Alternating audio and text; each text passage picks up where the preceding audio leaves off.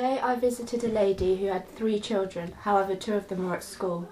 She had previously been very ill and weak and is still recovering. However, things are looking up for her as this year her crops have grown, unlike last year due to a very serious drought. She tries very hard to do things to look after and support her children, despite still not being in the best of health, and wishes she could do more to support them. Her husband is from Mozambique, but cannot find any work because he has no birth certificate or paperwork required for employment. He does odd jobs around the village and manages to earn some money, but is unable to secure a stable job. Hopefully, this year will bring good health for the family and they will continue to improve their quality of life.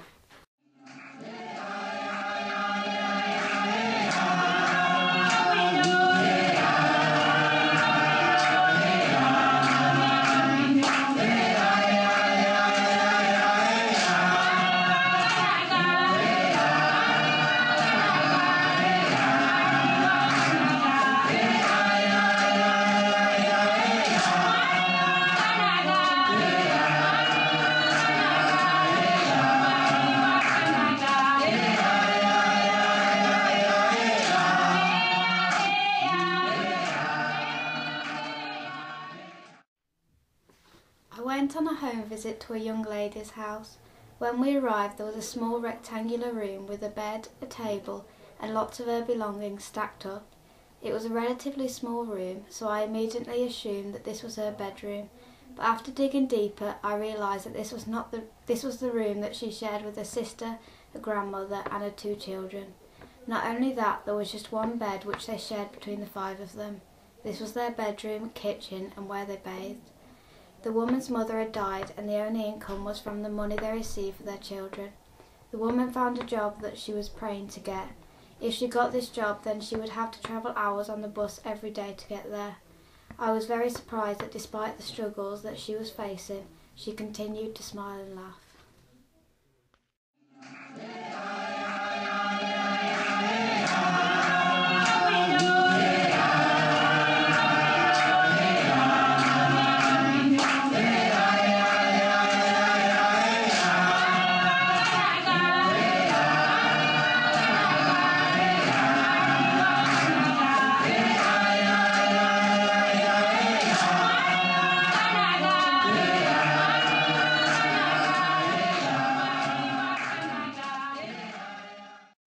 There are many great memories that I have experienced, such as going on the home visits, painting and drawing with the children and making new friends.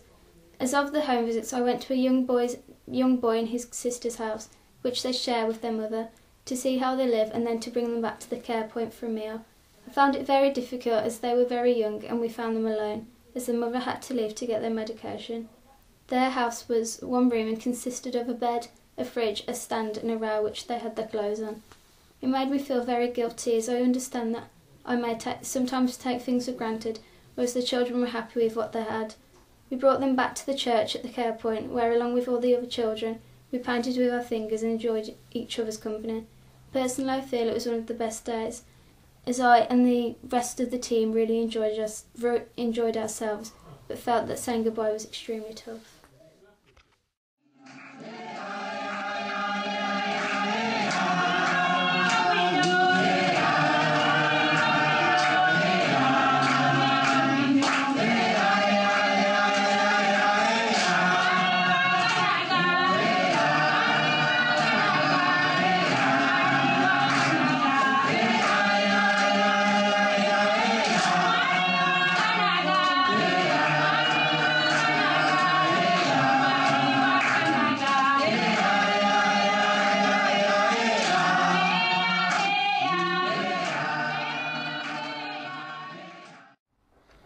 In Share, I met a boy. He was a similar age to me and liked the same sports as me, football. But this boy was a lot less fortunate than myself. As we were on a home visit, he came home for 10 minutes. He greeted me, Joe and Daisy, and he was very polite and grateful that we were there. He then went inside to get his football kit, as he was going to play for his school team. One thing upset me. He came out in a shirt way too small and it was ripped in many places, hanging off him. He had shorts that were split down the middle and ripped in the back. His shoes, well, flip-flops, were hardly any protection. But he was still grateful for what he had and left the house with a great smile across his face. Later on, speaking to Rose about what I saw, I realised how fortunate I am for the things I have, but I should not feel guilty for what I have, but grateful for how lucky I actually am. I can play in a proper kit with proper football boots. For that I am grateful.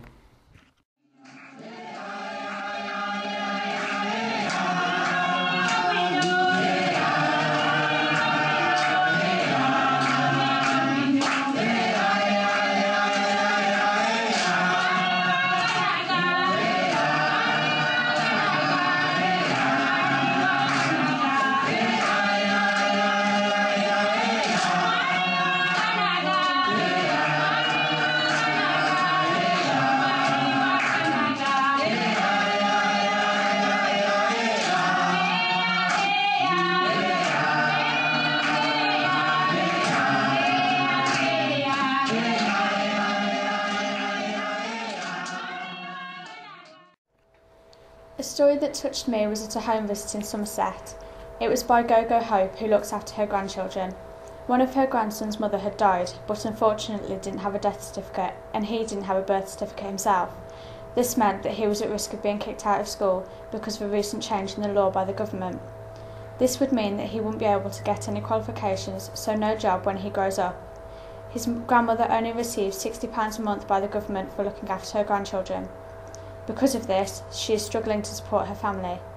When I visited the House of Hope, she made us feel extremely welcome, and she seemed to be very happy in herself, but deep down we knew how much she was struggling to cope. It was a very inspirational story because it made me realise how much I take my free education for granted, because this little boy was at risk of never being able to get a real job to support himself or his family, and how a piece of paper can mean so much and completely change your life.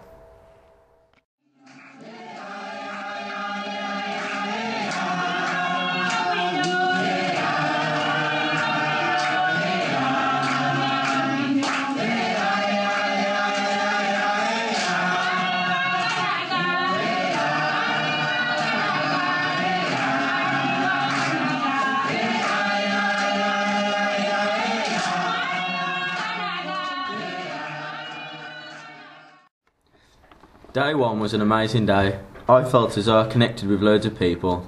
On the journey there I was quite anxious because we were told the day before that the people of Somerset had tough stories and that there was a lot of abuse within families and drinking to allow people to forget about the problems that they are facing.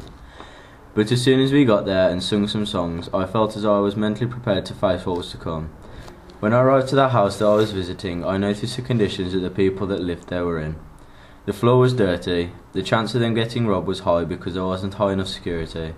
This made me feel bad for the people that lived there, as there was only one adult caring for 3 children.